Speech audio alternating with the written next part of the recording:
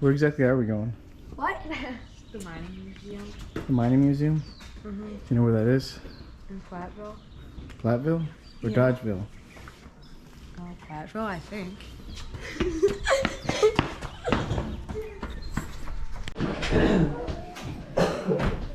Ready to go? Sure. Take your sweatshirt, at least leave it in the What are car. you guys doing? Doing games. What's it called? Dot to dot? No, this is not. Okay. That is. Ever play that game? Which game? What they're making. They're making the game. You connect the dots and then you have to... Oh, ain't that cute? Butter-chong! Wait, don't take your seatbelt off. Oh, you want to go back there? Yeah?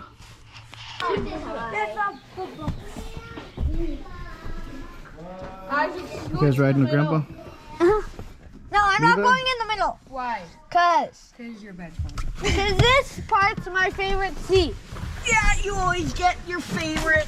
That's the problem. If we need math, that's where you always sit. This time we always said hi. What? Do you know how to play that line, like the dot? Yeah, the computer game. It smells like Rocky Rococo's in here. Probably is. Chloe said hi. Chloe said hi and Koopa said Okay. Okay, Levi? don't forget this. Come over.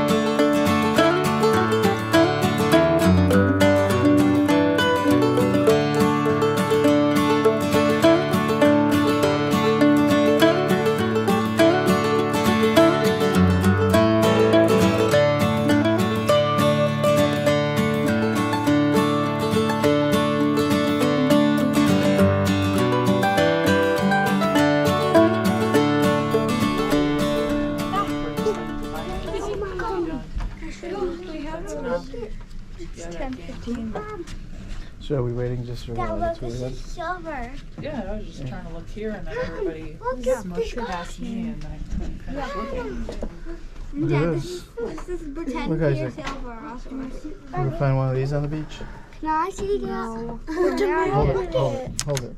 They're magnets. The magnet left. Here, put that one next to it. Are they actually? Rock, it's like a magnet. They're magnets. Lydia, please don't push me. Was it supposed to be a rock? Please don't push me. What's the size of? Yeah, that has different kind of rocks in it. Like we kind of know that, but it was chopped for a little side.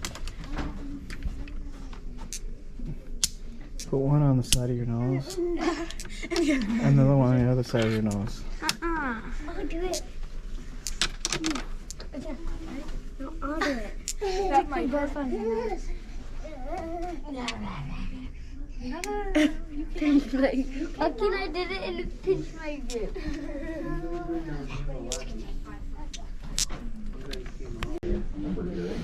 What book are you buying? This one? What is it about? Project for the Young Mechanic. You're not that young. Mom, Ariel likes to paint when he's trying to grab her. We got Pop Rocks. I'll try these later with soda. See what happens. Soda.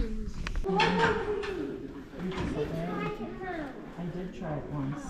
What is it? Pinball. Kind of like an old pinball thing. I got 150. Some people got none.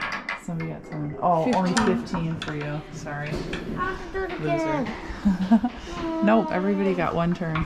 I want to try it. Dad's gonna try it. You disobey when you're doing that. You can try once. Come over here. I'll do it. Don't What do I pull gotta this do? all the way out. You just push it. Dad, You just hit it? Shh. Oh, Dad got 40 points. Illinois. So everything that you're seeing is things that are in our everyday lives. You guys have any kryptonite? We don't. Superman would like it though. Didn't book out. If it is. She's gonna show it to you on video.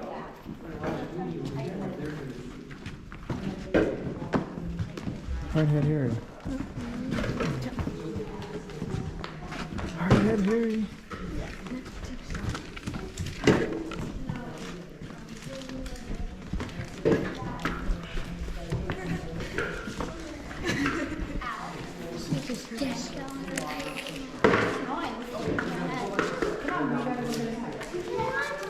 You're gonna come downstairs with me. Hardhead Harry. Abigail, your head's pretty hard before the heart. Hardhead horsey. Hardhead horsey. Yeah, the horsey on the arm. Yeah, the horsey. I don't even think that was a hard head. I think that was just a plastic one.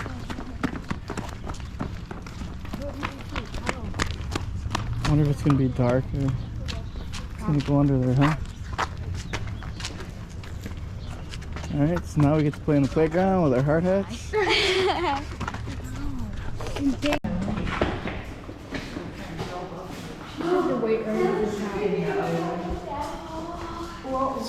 Creepy. We're going down.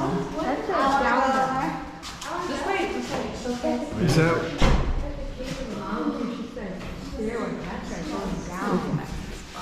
Is that where the Sasquatch lives down there?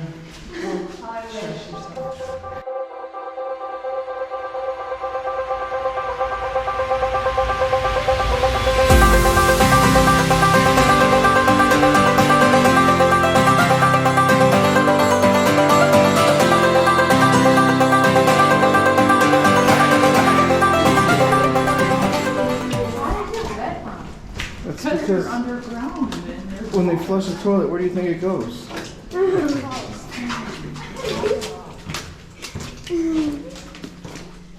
can ignore him. Where's Raphael then?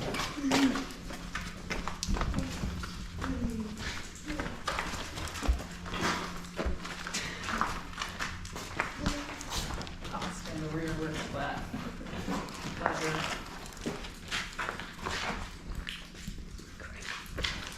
This is what they call black earth. So this is the Lorenzo Bevins lead zinc mine, founded by Lorenzo Bevins. He was a lawyer in the 1830s, and he came to Platteville in about 1837. Now he came to Platteville for one specific reason. He went bankrupt in 1844. But he was well known in the Wisconsin legislature. He held a seat, and he had a large family. He had a family of 8, and during the 1840s, that was quite a lot for him. Now in 1844, he knew John Roundtree, the founder of Platteville, had mines in the area, and so he decided to lease land from him. For the first 3 months, he didn't really find anything, and he was just about to give up. It was until that moment he had struck a vein. Now a vein is a long line of galena ore, so when you're looking at this wall, just picture like a straight line, and that's what a vein would have been like. And this entire thing is original, minus, of course, the emergency exit and a couple of safety features. But what you're standing in would have been very similar to about 200 years ago.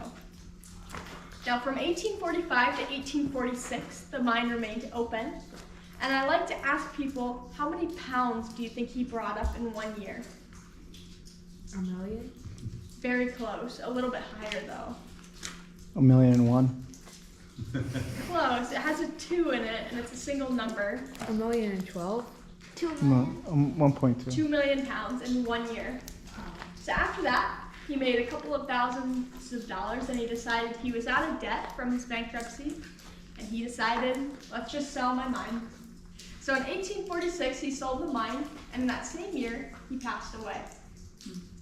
Now from 1846 to about 1855, the mine remained open under an unknown company to us, so we don't exactly know what they would have done, what features they would have put in, but we do know from the records of Lorenzo Bevins, he would have had about 15 to 20 members. And then right in front of us, we have a Stickin' Tommy. That is what held the light to his hat, so you can see that candlelight. And of course, do many of you recognize what these are called? and a sledgehammer. And then of course we have our non-galvanized wheelbarrow. But even then you can see a piece of galena ore inside of it. And then as we kind of look up, we can see our stalactites. And then in the winter time, the stalagmites grow about 3 feet tall. And the mine remains the same temperature year round. So it's a nice cool 55 degrees, whether it's blizzarding in Wisconsin or it's 90 degrees. And then another fun fact, we had a giant rainstorm the last few days. And you may be wondering why it's not more wet down here. It takes about 2 to 3 days for the water on top to get to the bottom. So we stay nice and dry during rainstorms, except maybe 2 days from now when the mine would have lots of rain or if it is absorbed by the grass. I welcome groups, if they're bigger, to split in half. Both are able to do the same thing, but then everyone's able to see things and it just gets really cluttered. So if you'd like to start with this bear hole, I will talk about both, but just so it gets a little bit of time. You're welcome to go in the bear hole. I do have one single rule. Please do not cross the white line. It goes back farther and it's not safe to come out of that hole right there. So just go to the white line, either meander a little bit or come back. And then you're able to check out that lookout back there. But whatever order you do it, you're welcome to do it. Who's the first one? Is it like wet in there? Watch out for the rats. Some people can come over here too. The story about the bear hole Don't go across the white line. is it was thought that when miners brought their children home from school, men would bring their sons in from work, and they would have them work in the mines, which hence why they're so small. And the reason why they do this is because they're following the vein. So this would have been a straight vein, and then of course we just added lights to it.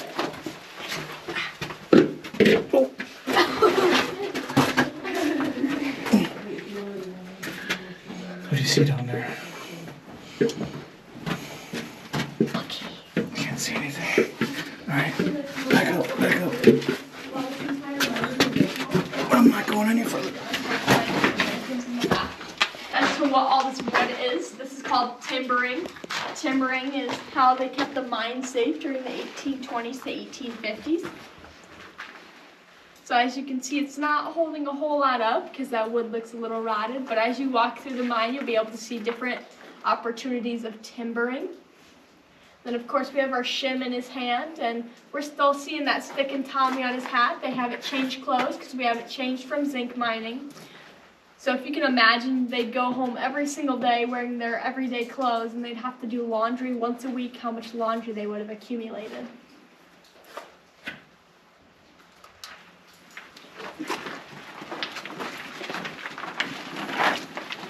So you're saying that, like, basically it was like their training job. Like, they were a farmer. They would farm during the day and then came down when they were done working. Right, yeah. So just it really off-season? depended. Some people had mining as their full-time job. Some people farmed a little bit. It just really depended on the financial situation, as well as we do know that most of them were farmers Sure. that were able to just dig in their property. But since we are 50 to 60 feet down, you can imagine how much effort it takes. And then in zinc mining, it's 300 to 400 feet down. So it wasn't just you're going in your backyard and you're digging a hole. Right, yeah. So this is Tom, Dick, and Harry. We are in the lowest part of the mine. We're at about 60 feet. We're currently under a street, possibly in somebody's yard. I'll show you that house when we're upstairs. So this miner, he has a wedge in his hand. So this would have been a wedge, a couple of feet long, maybe 1 or 2 feet. But what he would have done is he would have taken it inside of the wall here. He would have had maybe his partner next to him. He would have turned it 1/4 of an inch with each hit. So they would have hit it, they would have turned, hit, and then turned. And then you may be thinking, what happened when the miner got tired? He would place his thumb over the ending of the rod, and then he would hope that his mining friend saw that his thumb was over the rod. Otherwise, he would have probably had a broken thumb. Now, it is said that if the miner happened to happened to get his thumb hit, they would instantly switch places. So maybe you have a best friend that you're thinking, oh, we would be perfect for this job. Just remember how dark it would have been. So all of this light that's behind them is very, very generous. They would have just had a candlelight, maybe with all these storms. You maybe have had to go to your basement and you have one single candle. That's about the gist of it. And then right behind this miner, he has a powder spoon. He would have been our spooner. So this is a powder spoon. How many of us think of a powder spoon for cooking or baking? No one? Okay. Some people like it, but they would have taken it inside this hole. They would have put black powder inside the rim of this. They would have spun it around a couple of times just to make sure it's in that hole. They would have taken a piece of clay and they would have put it inside of the hole, and then they would have taken their light off of their hat and put it inside the hole, and you know what they would have said? Fire in the hole. Exactly, yeah. They would have shouted, "Fire in the hole!" And they would have let the entire mining community know that they were setting off an explosion. Now, by a show of hands, how many of us play Minecraft? No.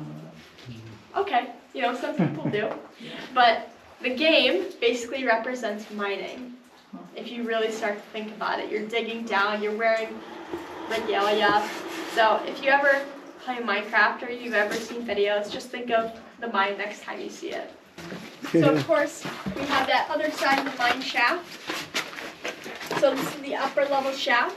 I'm about 5'2", so I've never seen the back of the shaft. So for my friend here, he's very lucky. He'll get to experience something I'll never see.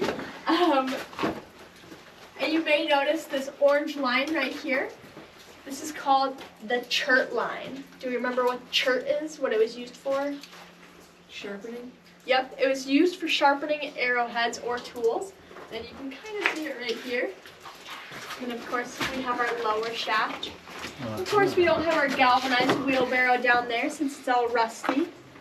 Men working, it was also African American men working, and I say men specifically because it wasn't safe for women. Their job was at home to cook and clean, have children, and protect the farm or property.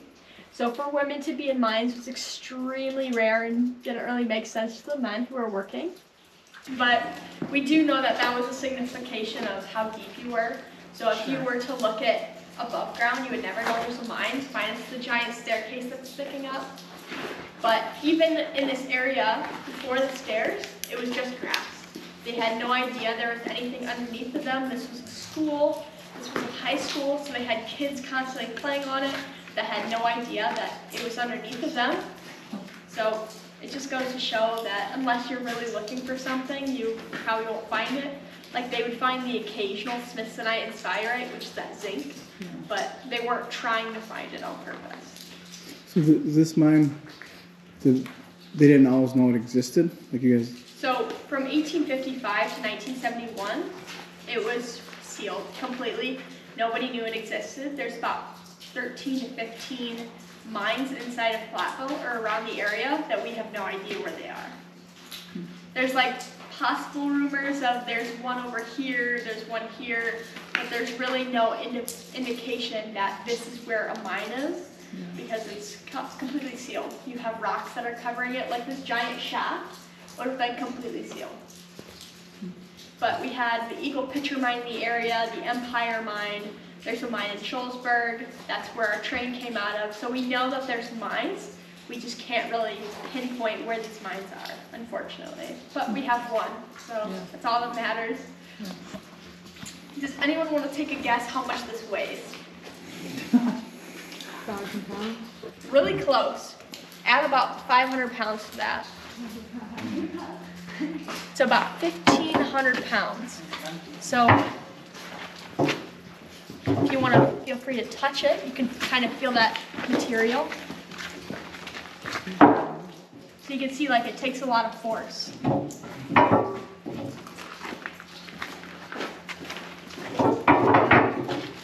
Now they would have had 3 to 4 men inside of this ore can. Depending on the size of the man, depending on the length, they would have had one leg in, one leg out, because they would have been pushing off of the shaft because it's on one single line, so it's constantly rocking back and forth. And then this would have weighed up to 5 to 6 tons if it was full, depending on the size of the rock, depending on a lot of factors. You would have had a hooker in the mine, so they would have taken these hooks attached to a line, they would have hooked it onto here, and it would have been brought up. And then right above us is the hoist house, which we're going to be able to see the shaft from below and up, and then we'll be able to ring that white line, but we're not going to do it because it's not really safe to go under there. But also we'll be able to see the machine that brought these things up.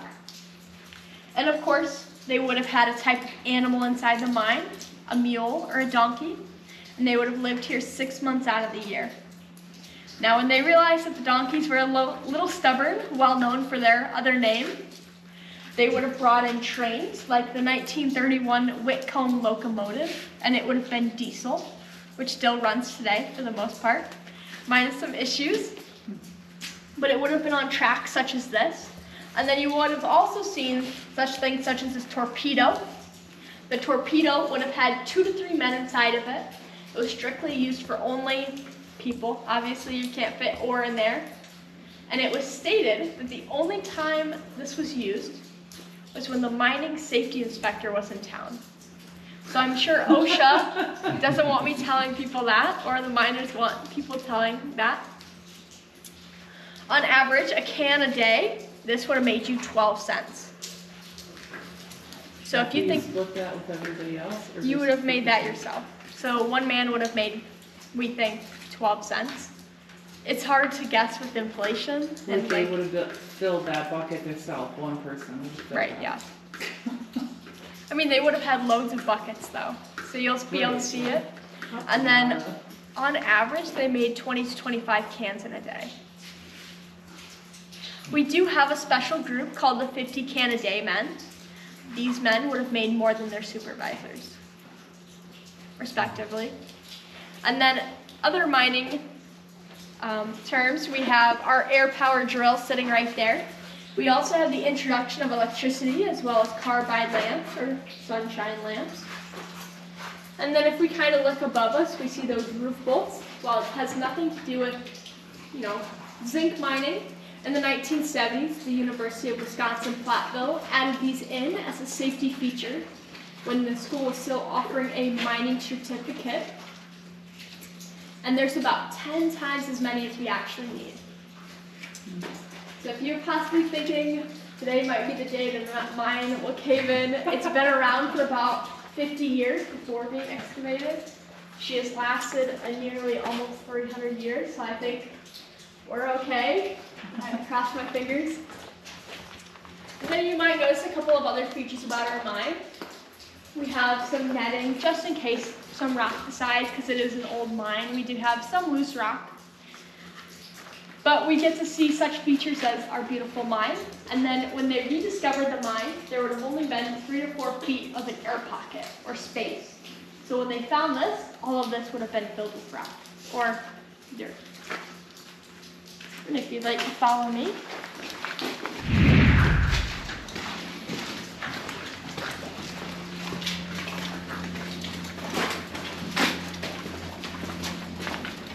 I wonder if they had donkeys down here. That's why these spots are here. Maybe.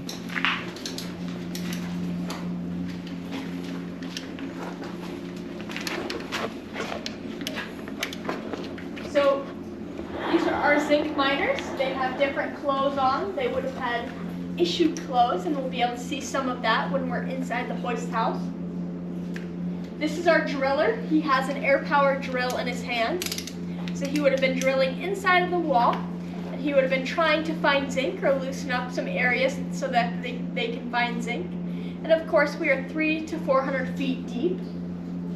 At the end of the day, he would place a stick of dynamite inside of that hole, and he would put it on a timer, and it would go off when nobody was inside of the mine. The next morning, we'd have our trimmer come in. He has a trimming rod in his hand, that long stick.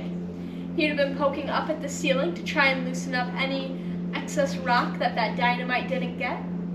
It was said that he was often given incentive pay due to this fact, as there is falling rock. And rumor had it that whatever mineral found by a trimmer in the morning was able to be taken home as long as it fit inside of their lunchbox.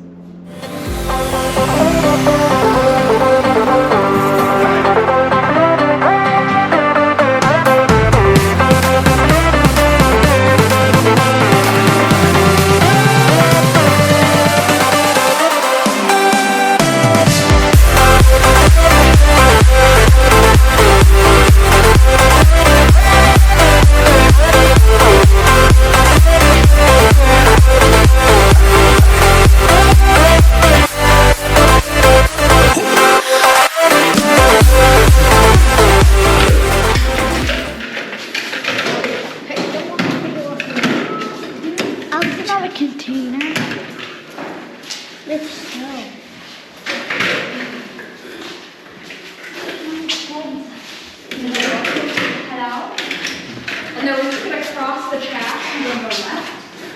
Okay, now I can't see. You should cross the track like you. Okay, go ahead and leave.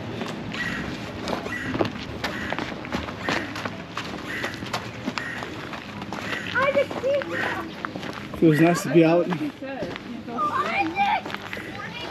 Well, I think we're going to go past the playground. On the other side of the fence. This is where the miners' kids would just stay all day.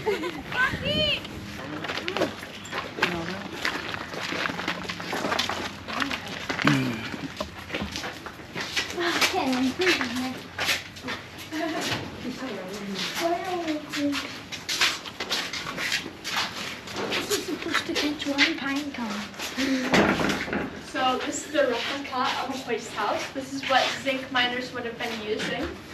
So they would have came in here on a bright Saturday morning, possibly not, depending on their work schedule. They would have came in here and saw their friend. They would have taken off their regular clothes. They would have sent them up. They would have put, these are called slickers. So if you've ever been fly casting or fly fishing, they keep you nice and dry. And they keep you out of the water, as there would have been 3 to 4 feet of water, and there would have been a pump constantly running to circulate some of that water. They would have went down, worked their job, came up about lunchtime. Here's their lunchbox. Some people may understand, okay, yeah, that's what I had as a kid. Some people are like, I have characters on mine. Just depends the times. But then you can even see these minerals, and these are from miners themselves. So somebody had a very large lunchbox and had very strong arms to carry this all the way home. Maybe you stuffed it in their jacket. And then, of course, they finished their lunch. They would go down, do the rest of their work, probably drag their feet, want to go home. Now that they've eaten, they'd come up at the end of the day. They would take their slickers off. They would give them to their friend, set them up, and they would be given their clothes back, and they would turn on the boiler. The boiler would help dry some of that moisture off of their slickers so they can do it the next day and they don't have an excuse. Now I'm going to pass around this photo. There is dates on the back in case you're curious. Some people like to ask if there's any fun stories about our mine.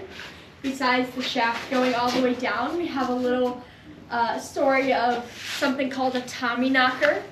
A Tommy knocker is a little fairy brought to us by the Cornish when they were in Cornwall, England. And they said that if you were to be good to these Tommy knockers, give them a piece of your pasty or meat pie, also brought by the Cornish. Then at night, the Tommy knockers would knock on the wall of the mine and they would help you find a vein. But it said if you were ignorant and you didn't believe in such fairies, then somehow you would have lots of injury, you'd have lots of bad luck. And of course, I am a skeptic, but I don't like to tell the story when I'm inside the mine because just in case something's listening, I don't want to be, caught in the line of bad luck. I like to do a fun little ode to the mine, if you will. You can see my hoist signals. You can ring this, but I have one recommendation for my shorter friends. I recommend maybe grabbing up, because if you grab down, you can't pull it, but if you and just give it 1 to 2 rings, otherwise by the time we all get up there, our ears will be ringing. So if you'd like to pull the string and then meet me upstairs, you're more than welcome to.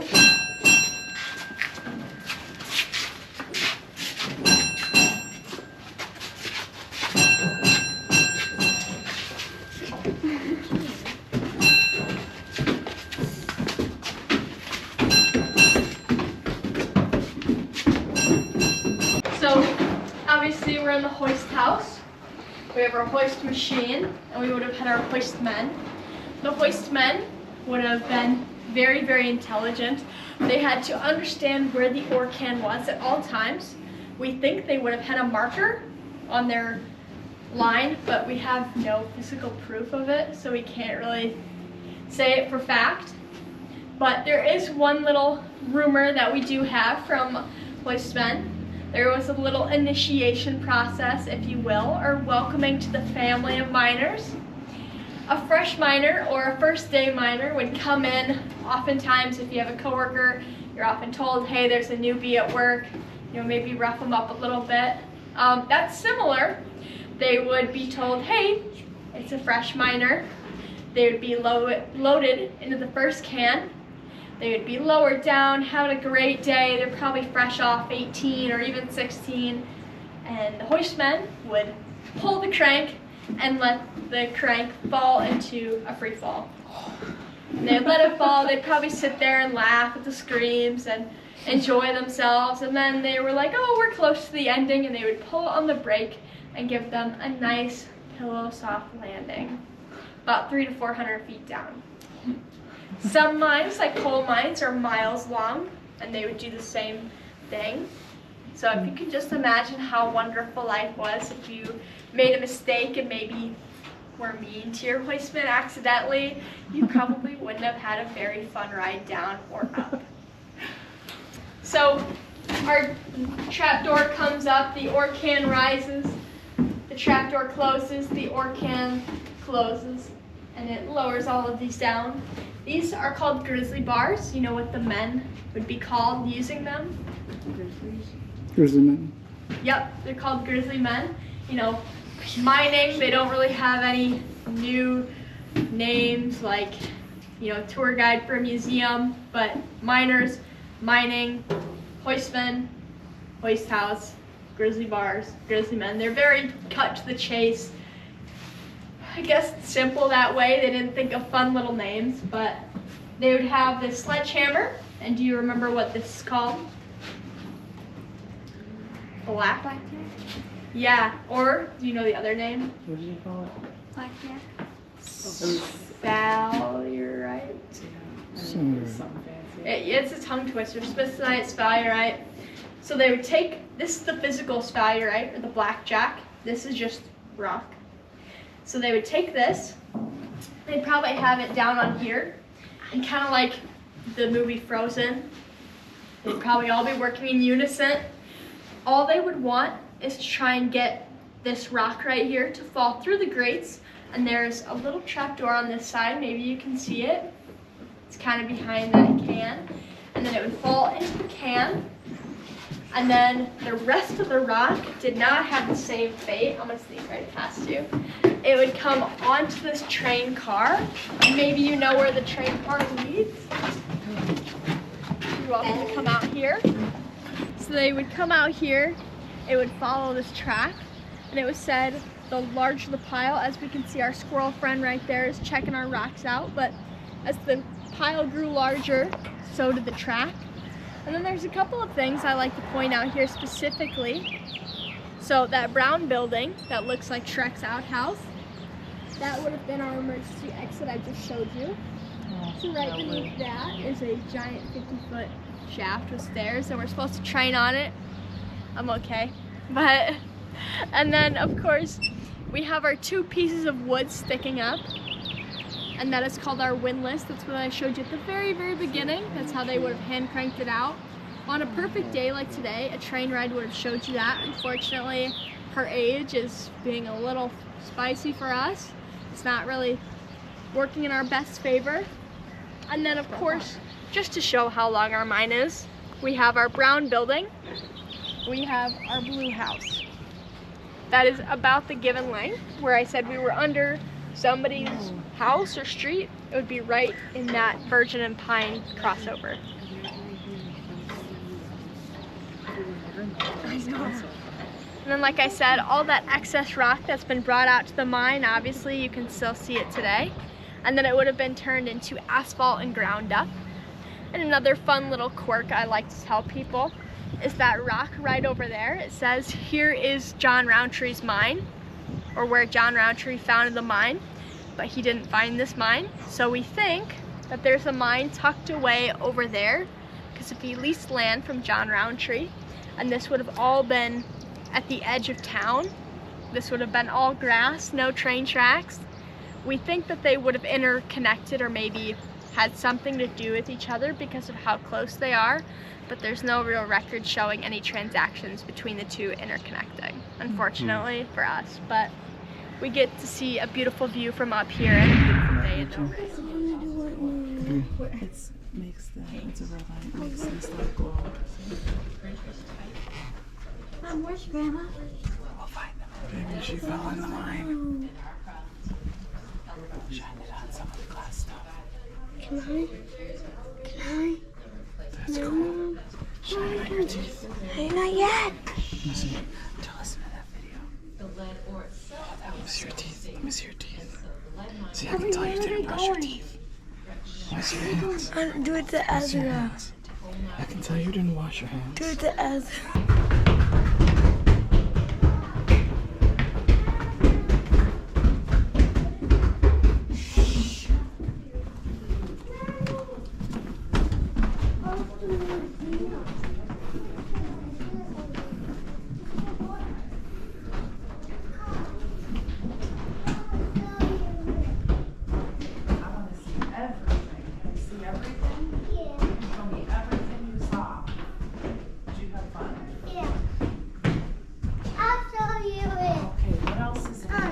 Show me what's over here too.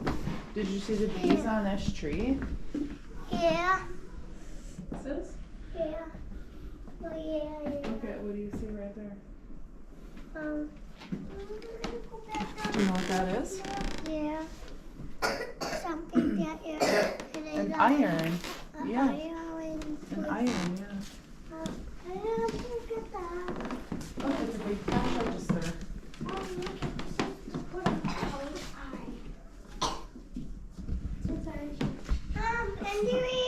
Oh, I see. Look at the picture up there. Yeah.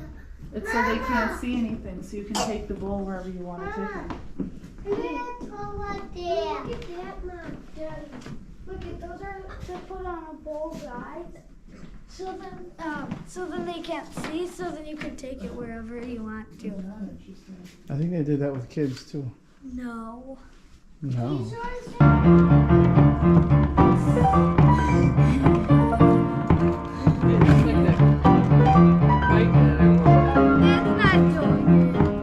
Learn how to play, but from the best.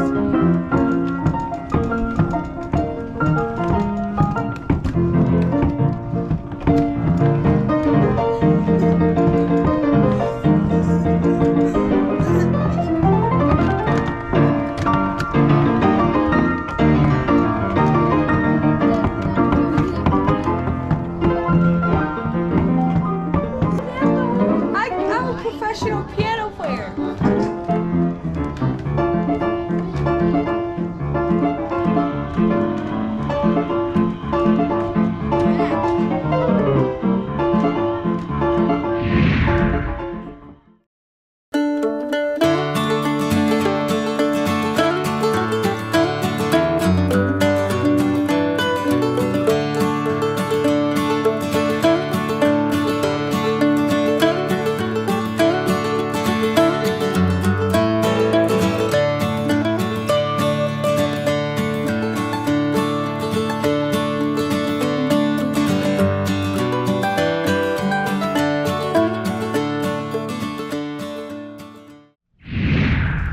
Take a picture of me, Daddy. Whoa, be careful, because there's...